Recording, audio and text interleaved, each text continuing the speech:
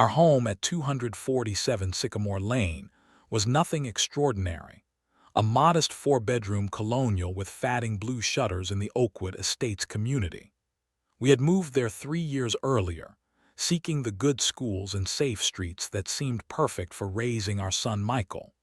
The neighborhood consisted of nearly identical houses with perfectly trimmed hedges and regulation mailboxes, all governed by the Oakwood Estates Homeowners Association. I had never paid much attention to HOA politics before. I simply followed the rules, paid my dues on time, and focused on what mattered most, my family. Michael had been born with a rare form of progressive retinal degeneration. The doctors had prepared us for the likelihood that he would lose his sight entirely by his teenage years. That diagnosis had come much too soon, just after his 13th birthday. I still remember watching him struggle to read his favorite astronomy books, holding them closer and closer to his face until one day, not even that worked anymore. His world had grown smaller, darker, and more frightening by the day. That is why Luna had been such a miracle for our family. After 2 years on a waiting list and extensive training sessions, Michael had finally been matched with Luna, a golden retriever specifically trained as a guide dog for the visually impaired. From the moment they met, something magical happened. Michael stood taller. He smiled more. With Luna by his side, guiding him with gentle precision, my son began to venture out into the world again. The first time I watched Luna guide Michael safely down our street, navigating him around obstacles and stopping perfectly at curbs, tears streamed down my face. My son was laughing, actually laughing, as he walked with a confidence I had not seen since before his vision failed. Luna was not just a service animal. She was his eyes, his companion, his path back to independence. Our neighbors seemed supportive at first. Mrs. Chen from across the street brought over homemade cookies to welcome Luna. The Rodriguez family invited Michael to bring Luna to their son's birthday party. Even Mr. Peterson, known for being particular about noise, nodded approvingly when he saw how professionally Luna behaved on her walks with Michael. The annual Oakwood Estates Summer Barbecue was held at the community center 2 weeks after Luna arrived. Michael had been hesitant to attend such a crowded event, but Luna gave him the confidence to navigate the social gathering. I watched proudly as my son introduced his service dog to our neighbors, explaining her training and the special tasks she performed for him. Many people were genuinely impressed and supportive. Not everyone shared this sentiment, however. I noticed Mrs. Alina Harrington, the HOA president, observing Luna from across the picnic area. She was a tall, thin woman in her 60s with silver hair pulled into a severe bun and reading glasses perched perpetually on the end of her nose. While others smiled at the sight of Michael and Luna, Mrs. Harrington's expression remained cold and calculating. She whispered something to Mr. Reeves, the HOA treasurer, while pointing subtly in our direction. I dismissed my unease at the time. Surely everyone could see that Luna was not simply a pet, but a medically necessary service animal. Surely the rules about animals in our community would have reasonable exceptions for service dogs protected under federal law. Surely no one would be so heartless as to interfere with a blind teenager's independence and safety. How naive I had been. How completely unprepared for the storm that was about to engulf our peaceful life. The official notice arrived exactly 8 days after the community barbecue. The envelope bore the Oakwood Estates HOA logo, a stylized oak tree with the words tradition, standards, community beneath it. I opened it casually over my morning coffee, expecting perhaps information about upcoming landscaping projects or the annual assessment.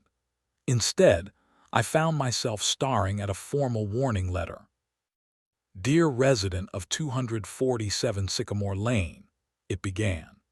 It has come to the attention of the Oakwood Estates Homeowners Association Board that you are in violation of Community Bylaw 7.3, which explicitly prohibits pets exceeding 10 pounds on any property within our jurisdiction. You are hereby notified that a fine of $250 has been assessed to your account. Furthermore, you are required to remove the animal from the premises within 7 days of this notice, or face additional penalties. I read the letter twice, certain there must be some mistake. Luna was not a pet. She was a certified service animal, specifically trained and legally protected under the Americans with Disabilities Act. This had to be a simple misunderstanding that could be cleared up with a quick phone call or email. I immediately drafted a polite response explaining Luna's status as a service animal, attaching digital copies of her certification and training documentation. I also included links to the relevant ADA provisions that clearly stated service animals were not subject to pet restrictions. I expected a prompt apology for the oversight. Instead, 3 days later, I received a curt email from the HOA secretary. Your appeal has been noted. This matter will be addressed at the monthly board meeting this Thursday at 7:00 p.m. in the community center. Your attendance is strongly recommended. That Thursday evening, I arrived at the meeting armed with a folder of printed information about service animal laws and Michael's medical documentation. About 20 other residents were scattered around the room in metal folding chairs, as the 7 board members took their seats at a long table at the front. Mrs. Harrington called the meeting to order precisely at 7:00 p.m., tapping a small gavel against a wooden block. She wore a navy blue blazer with a silver oak tree pin, the unofficial uniform of HOA leadership. Her expression remained impassive as she moved efficiently through the agenda items before finally reaching new business and violations. Now addressing the matter of 247 Sycamore Lane, she announced, her voice carrying clearly through the room. The resident has appealed the violation notice regarding an unauthorized canine on the property. The resident may now present their case. I stood and walked to the podium, feeling unexpectedly nervous under the scrutiny of the entire board. Thank you for allowing me to address this issue, I began.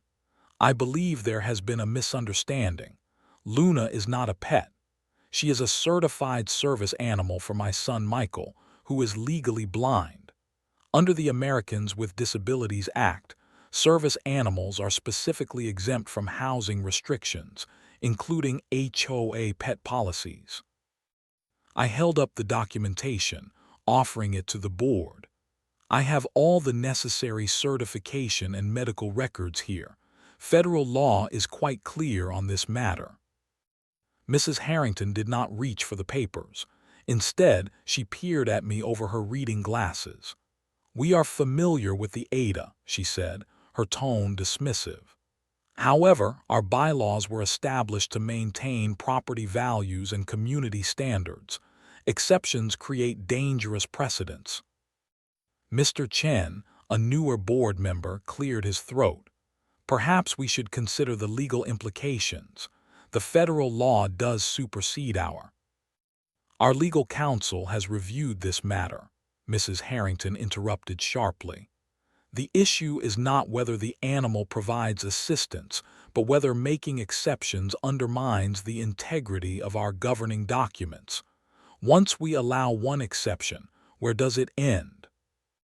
Another board member, Mrs. Reynolds, glanced uncomfortably between Mrs. Harrington and me. Could we perhaps amend the bylaws to address service animals specifically? That would provide clarity moving forward. Amendments require a community vote and are not to be taken lightly, Mrs. Harrington countered. For now, the board must enforce the rules as written. The violation stands, as does the fine. Continued noncompliance will result in escalating penalties as outlined in Section 12 of the Covenant. The meeting moved on to other business, leaving me stunned and confused. As I gathered my untouched documentation, a neighbor I recognized but had never spoken with approached me. "Do not take it personally," she whispered.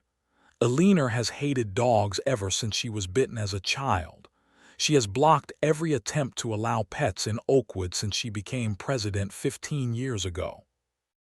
I walked to my car in a state of disbelief. This was not a misunderstanding. It was not about rules or precedents. It was personal prejudice hiding behind bureaucracy. And now my son's independence and well-being were caught in the crossfire. The second violation notice arrived exactly 1 week after the board meeting, this time with a $500 fine. The third came the following Monday, increasing to $750. Each letter grew more threatening, with the final warning ominously mentioning potential foreclosure proceedings for unpaid HOA assessments and fines. The pattern was clear. This would not stop until either Luna left our home or we did. The community began to divide visibly around the issue.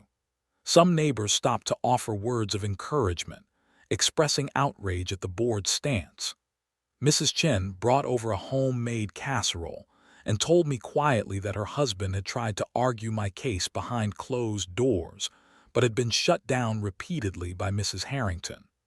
The Rodriguez family invited Michael and Luna over regularly, defiantly posting photos of the gathering on the community Facebook page. Others, however, began to avoid us entirely. Conversations would halt awkwardly when I approached groups at the mailbox. Invitations to neighborhood events mysteriously stopped arriving. Some parents even pulled their children away when they saw Michael and Luna approaching on the sidewalk, as though breaking HOA rules was somehow contagious. The impact on Michael was devastating.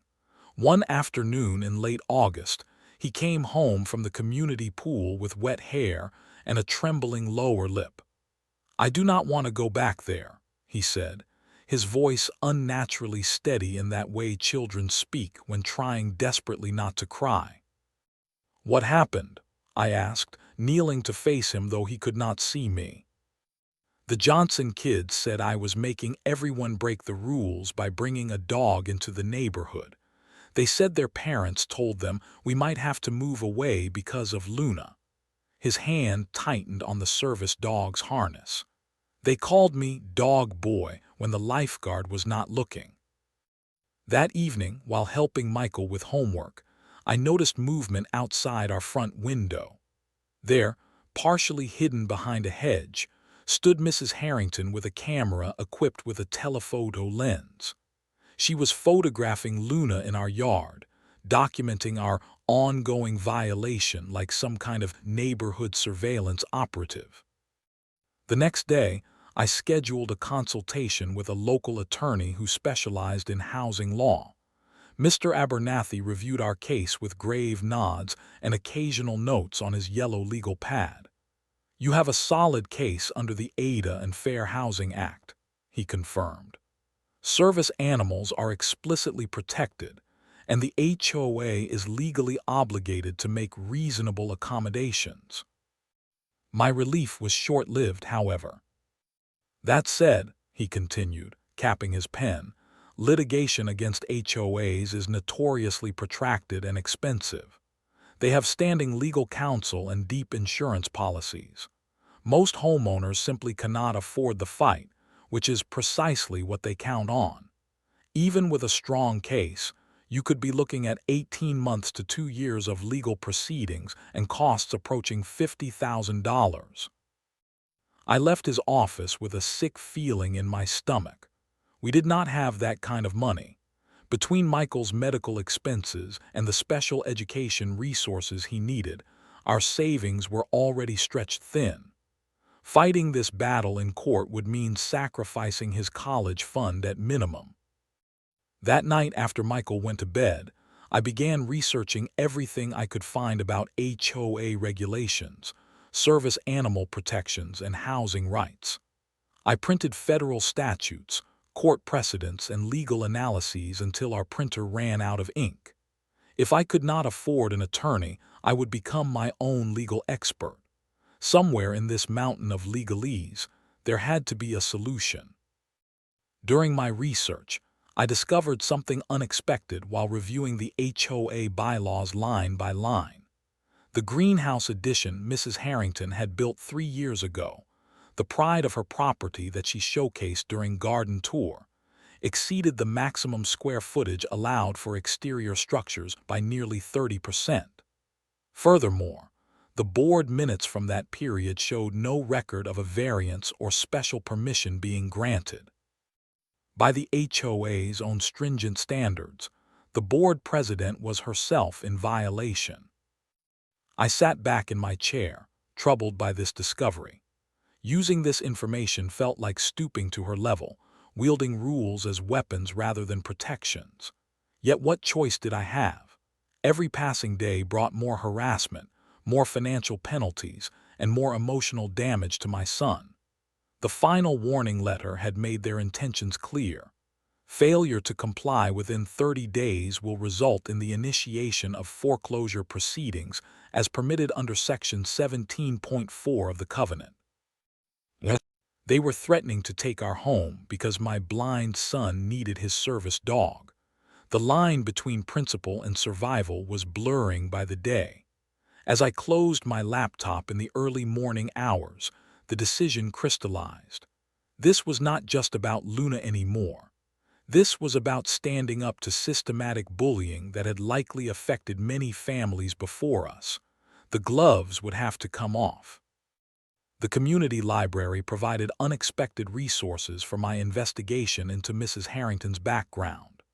The local newspaper archives contained years of social announcements, charity events, and community news, all meticulously preserved on microfilm. I spent hours scrolling through birthdays, weddings, and fundraisers from the past 2 decades, searching for anything that might help me understand the woman who seemed determined to destroy my family's peace. On the 3rd day of research, a photograph from 15 years earlier caught my attention.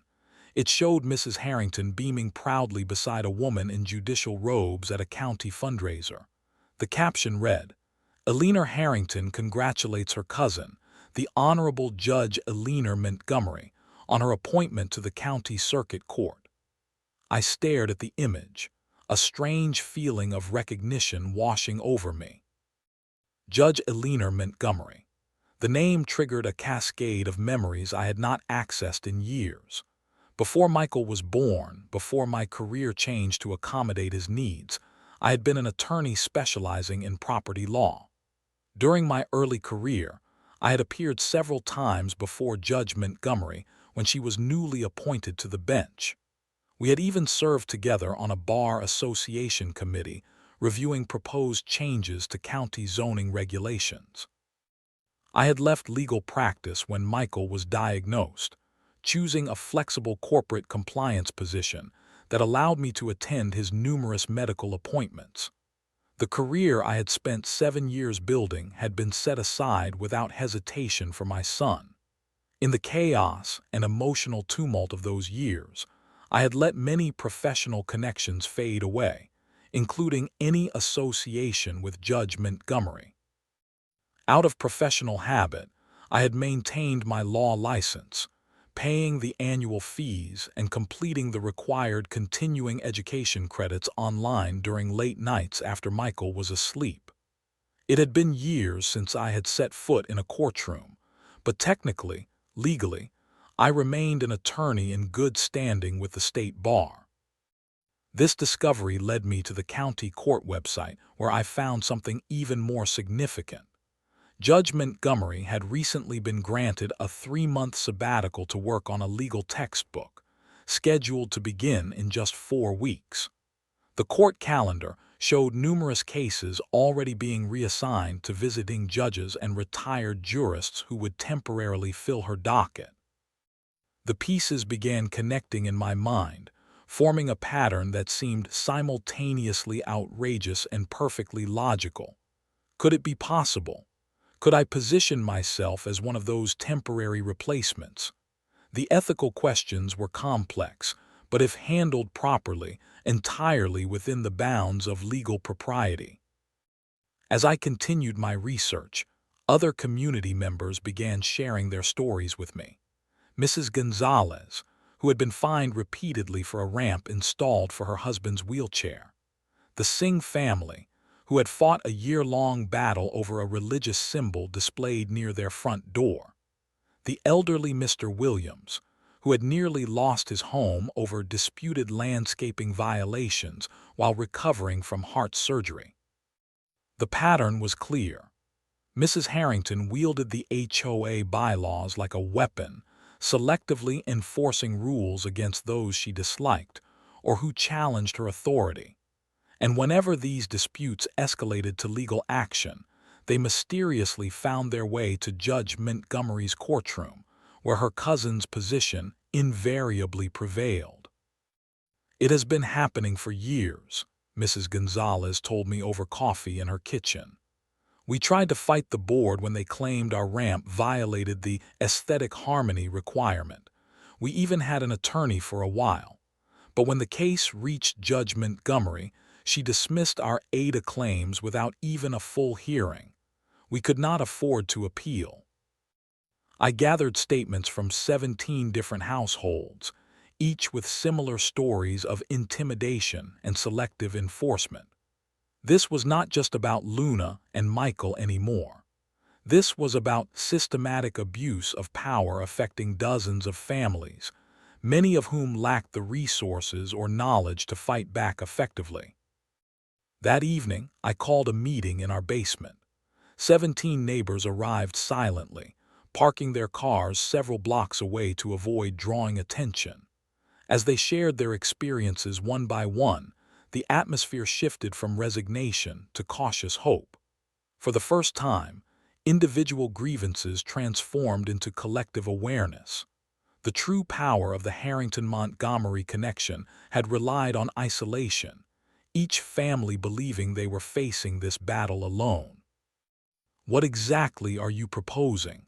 Mr. Singh asked after everyone had spoken. "We have all tried fighting back in different ways." I took a deep breath. What I was about to suggest was unconventional at best, audacious at worst, but it might be our only chance at systemic change. "I used to be an attorney," I began. "I still maintain my license.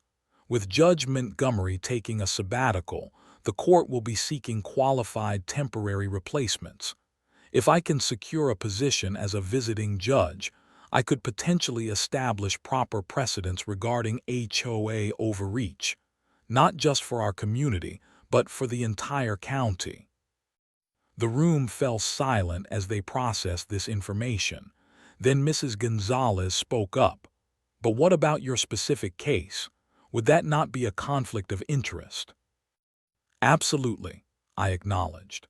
"I could never rule on my own case or any case directly involving Oakwood Estates while I was a resident, but I could establish legal precedents through similar cases from other communities. And most importantly, I could ensure that cases are handled with proper legal procedure and consideration of federal protections." Over the next hour, our group transformed into an organized coalition. Those with legal backgrounds offered to help research precedents. Others volunteered to document ongoing violations. A retired court clerk explained the process for applying to the temporary judicial appointment program. For the first time since the conflict began, I felt something powerful replacing my anxiety. Hope, fueled by collective determination. The basement office that had served mainly as storage for years became my command center. Boxes of old law books were dusted off. The desktop computer was upgraded. The walls soon displayed timeline charts, legal strategies, and a detailed plan of action.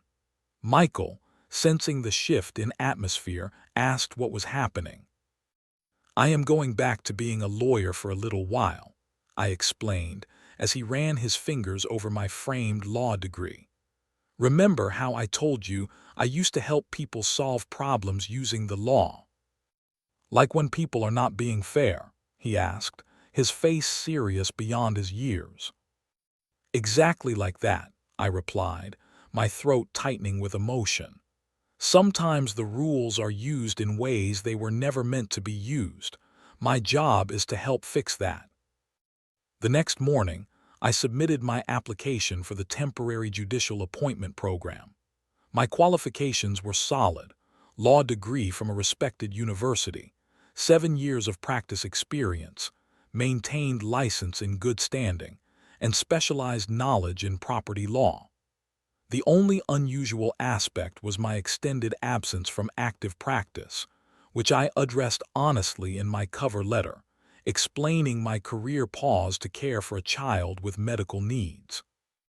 While waiting for a response, I reached out to former colleagues still practicing in the county. Many remembered me fondly and were sympathetic to my situation once I explained it. A former mentor, now serving as a senior partner at his firm, offered crucial advice on navigating the appointment process. Another colleague who had transitioned to teaching at the local law school helped me rapidly update my knowledge of recent relevant case law. The continuing education requirements for maintaining my license had kept me reasonably current, but I needed more intensive preparation to serve effectively as a temporary judge. I enrolled in several online judicial education programs, studying late into the night after Michael was asleep. Property law, ADA compliance, fair housing regulations, and procedural rules consumed my waking hours. At the same time, our neighborhood coalition was implementing its own strategy. We established a comprehensive documentation system for all HOA communications and violations. Each interaction with the board was recorded when legal, photographed when possible, and logged with witness statements when appropriate. Michael and Luna's daily activities were similarly documented, creating an irrefutable record of Luna performing essential service tasks that clearly established her status under federal protections. 3 weeks into this process, I received a call requesting an interview with the Judicial Appointment Committee. The panel consisted of 3 senior judges and 2 court administrators who questioned me thoroughly about my qualifications, my understanding of judicial ethics, and my ability to handle complex legal matters after years away from active practice.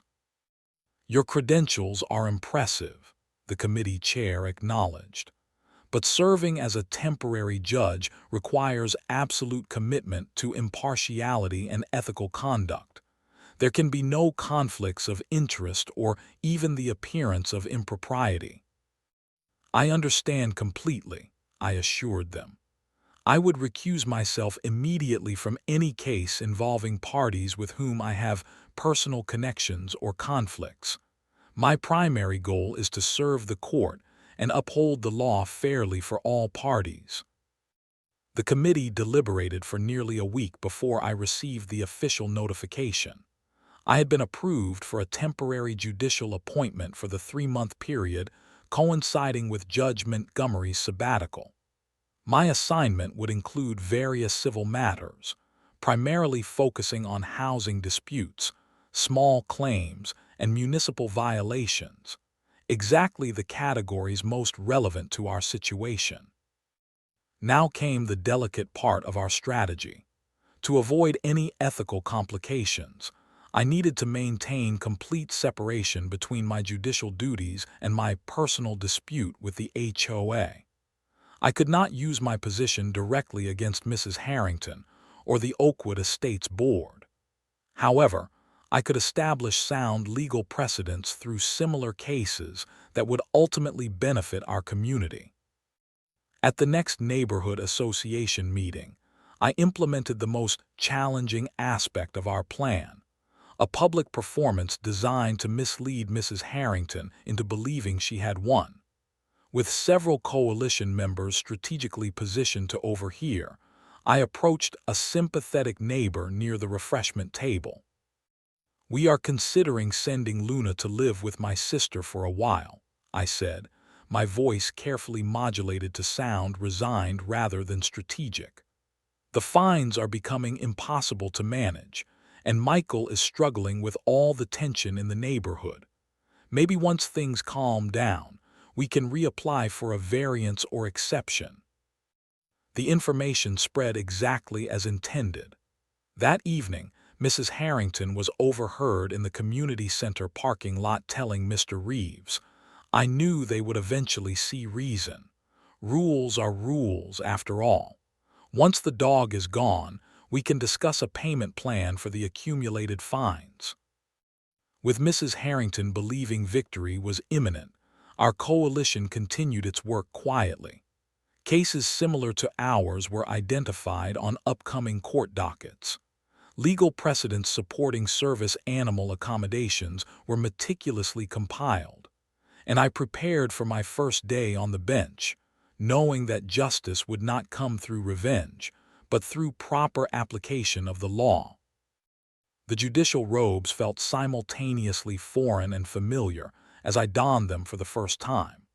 The weight of the black fabric seemed to represent the responsibility I was undertaking, not just for my family, but for every homeowner who had faced similar intimidation.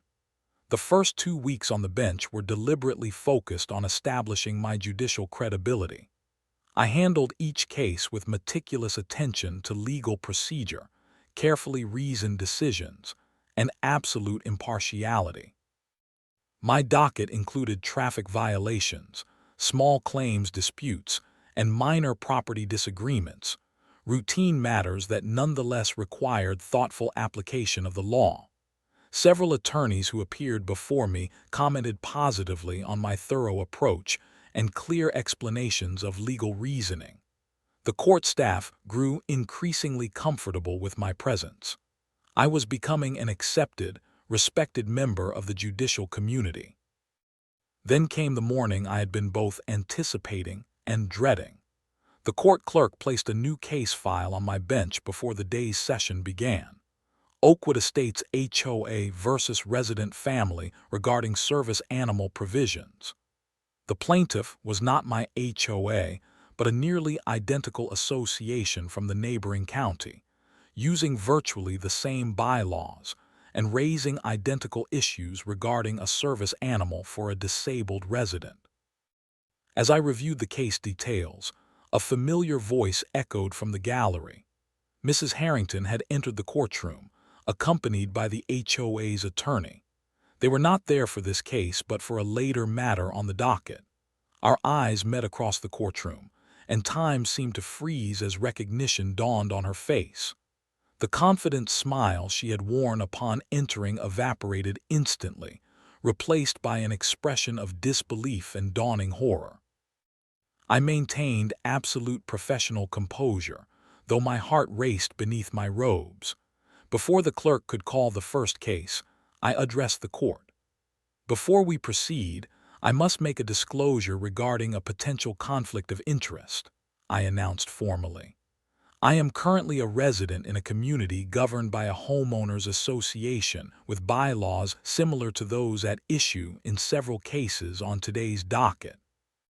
While I believe I can rule impartially on these matters, any party who feels my residential status might impact my judgment has the right to request recusal."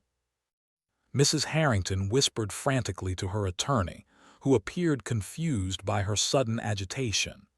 The attorney for the neighboring HOA stood. "Your Honor, we have no objection to your presiding over our case, provided you can rule impartially." "The defense?" I asked, turning to the attorney representing the family with the service animal. "No objection, Your Honor," he responded. The case proceeded methodically. Expert witnesses established the service animal's necessary functions and training. Medical documentation confirmed the resident's disability and need for accommodation. The HOA's argument about maintaining standards crumbled under proper legal scrutiny and citation of relevant federal protections. Throughout the proceedings, I could feel Mrs. Harrington's eyes boring into me from the gallery. When I delivered my ruling firmly in favor of the family with the service animal, citing multiple federal statutes that supersede HOA regulations, her face contorted with fury. My decision included a strongly worded admonishment about HOA board's obligations to comply with ADA requirements and a substantial fine for the association's failure to make reasonable accommodations. The ruling established exactly the precedent our coalition had hoped for. More importantly, it was legally sound and ethically rendered, focusing strictly on proper application of the law rather than any personal agenda. As the court recessed for lunch, Mrs. Harrington and her attorney approached the bench. "Judge," her attorney began cautiously, "my client has expressed concern about potential conflicts of interest regarding an ongoing matter between her association and your household." I nodded calmly. "That is a valid concern. I will, of course, immediately recuse myself from any case directly involving Oakwood Estates or any matter in which I have a personal interest. Court ethics demand nothing less." Mrs. Harrington found her voice, though it trembled slightly with suppressed rage. "This is highly inappropriate. You have deliberately positioned yourself." "Mrs. Harrington," I interrupted gently, "any discussion of pending matters outside proper proceedings would be inappropriate. If Oakwood Estates has concerns about judicial conduct, there are established procedures for filing such complaints. The court clerk can provide that information." As they turned to leave, I added, "For transparency, I should mention that today's ruling and any precedents established will, of course, be available as public record for reference in all similar cases within this jurisdiction." The message was clear. While I would never rule on my own case, the legal principles established today would apply to all similar disputes in the county. Mrs. Harrington had spent years manipulating the system through her family connection. Now, that same system, operating properly and ethically, would protect those she had bullied. The impact of that first ruling rippled through the county's legal community with remarkable speed. Attorneys representing homeowners in similar disputes began citing it as precedent. Other temporary judges on the bench followed the reasoning in subsequent cases. Most significantly, 3 other HOAs in the county proactively amended their bylaws to explicitly accommodate service animals rather than face similar legal consequences. 2 weeks after that pivotal day in court, Oakwood Estates HOA held an emergency board meeting. The community center was filled beyond capacity as residents arrived early to secure seats. Mrs. Harrington appeared visibly strained as she called the meeting to order, her normally impeccable appearance slightly disheveled, her voice lacking its usual authoritative edge. "The board has received legal counsel regarding recent developments in county case law," she announced stiffly. "Based on this advice, we will be reviewing several pending violation notices, particularly those involving accommodation issues." Mr. Chen, emboldened by the shifting atmosphere, spoke up. "I move that we immediately withdraw all violations and fines related to service animals, effective immediately, and draft an amendment to our bylaws explicitly exempting service animals from pet restrictions in accordance with federal law." The motion was seconded instantly by Mrs. Reynolds. When the vote was called, even Mrs. Harrington's most loyal allies on the board raised their hands in support. The motion passed unanimously. "Furthermore," Mr. Chen continued, "I move that all fines previously assessed in these cases be refunded in full, with formal written apologies issued to the affected residents." This motion also passed, though Mrs. Harrington's hand rose more reluctantly.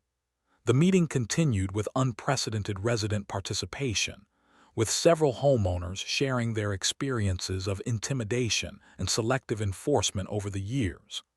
By the end of the evening, a special election had been scheduled to fill two newly vacant board positions, and a committee had been formed to review the entire body of HOA regulations for compliance with federal and state laws. Mrs. Harrington did not seek re-election as board president the following month. Her resignation letter cited personal reasons and health concerns, rather than acknowledging the true circumstances. The new board, led by Mr. Chen, prioritized transparency and fairness, publishing clear guidelines about how regulations would be enforced and establishing a formal appeal process for disputed violations. One sunny Saturday morning, about 2 months after that transformative court session, our doorbell rang unexpectedly. Michael answered with Luna faithfully by his side. I heard him say, "Hello, Mrs. Harrington," his voice cautious but not fearful. I joined them at the door to find our former HOA president standing awkwardly on our porch, holding a small plant in a ceramic pot.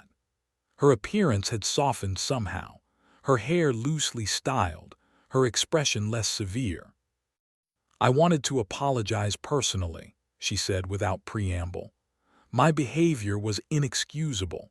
I let personal bias influence my actions in ways that hurt your family, especially your son." She extended the plant, a small bonsai tree. "This is from my greenhouse. I thought perhaps Michael might enjoy feeling the texture of the leaves and trunk. Some visually impaired gardeners find bonsai particularly rewarding." The gesture was unexpected but seemingly genuine. Michael accepted the plant, his fingers gently exploring its miniature branches. "Thank you," he said simply. "Would you like to properly meet Luna? She is very gentle." Something remarkable happened then. Eleanor Harrington, who had waged a months-long campaign against this dog, knelt slowly and extended her hand. Luna approached calmly, allowing the woman to stroke her golden fur. "She is beautiful," Mrs. Harrington admitted quietly, "and very well trained." As she rose to leave, she added, "The amendments to the bylaws will be ratified next week. Your family will never face this kind of situation again. Neither will anyone else in Oakwood Estates." 6 months later, our community hosted its first Service Animal Awareness Day, with Michael and Luna demonstrating guide dog techniques to fascinated children. The event included educational sessions about disability rights and accessibility, with several former board members participating supportively. The neighborhood that had once been divided by fear and intimidation had transformed into a model of inclusion and accommodation. The experience had changed me as well. After my judicial appointment ended, I accepted a part-time position with a local legal aid organization, helping low-income homeowners navigate HOA disputes and housing issues. The skills I had set aside years ago were now serving our broader community, creating systems of fairness that would outlast any single case or conflict. Luna, unconcerned with human politics, continued doing what she did best, guiding Michael with unwavering loyalty and precision. And Michael, no longer defined by either his disability or the conflict surrounding his service dog, flourished in a community that had learned, through difficult lessons, to make space for difference. Sometimes true justice is not about winning or revenge. It is about restoration and growth. It is about using the system properly rather than manipulating it for personal gain. Most importantly, it is about creating communities where rules protect rather than punish, where differences are accommodated rather than erased, and where every member, even those with unique needs, can find belonging.